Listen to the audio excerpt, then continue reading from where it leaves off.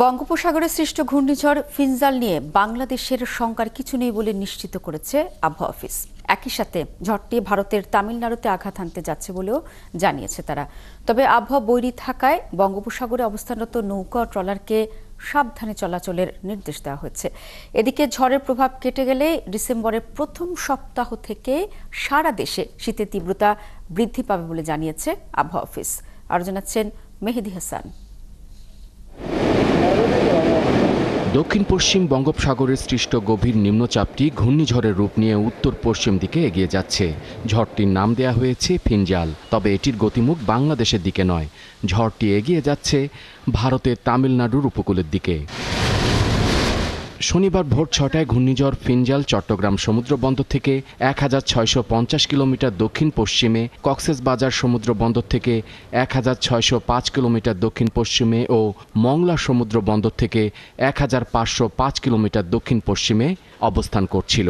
এর গতিমুখ তামিলনাড়ুর দিকে থাকায় বাংলাদেশের জন্য তেমন কোনো ঝুঁকির সংখ্যা দেখছে না আবহাওয়া অফিস।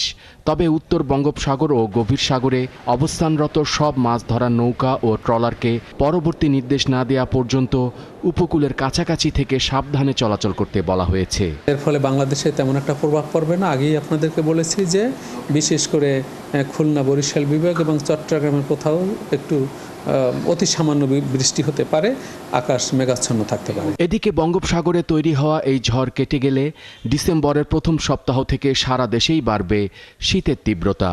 রংপুর বিভাগে এরই মধ্যে শীত বেড়েছে, বইছে কনকনে হাওয়া। পঞ্চগড়ে তেঁতুলিয়ায় সর্বনিম্ন তাপমাত্রা রেকর্ড করা হয়েছে 11.3 ডিগ্রি সেলসিয়াস, যা চলতি মাসে সর্বনিম্ন তাপমাত্রা।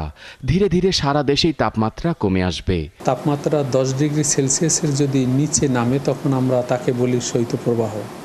এখন পর্যন্ত তেঁতুলিয়াতে 10.3 ডিগ্রি সেলসিয়াস পর্যন্ত নেমে এসেছে এবং আমরা 4 তারিখের পর বিচ্ছিন্নভাবে কোথাও কোথাও তাপমাত্রা 10 ডিগ্রি সেলসিয়াসের নিচে নেমে আসলে এবং তা যদি অ্যাটলিস্ট 2 দিন স্টে করে তখন আমরা তাকে সাধারণত শৈত্যপ্রবাহ বলে থাকি। এবছর শীত একটু বেশি জেঁকে বসার পূর্বাভাস দিচ্ছে আবহাওয়া অফিস।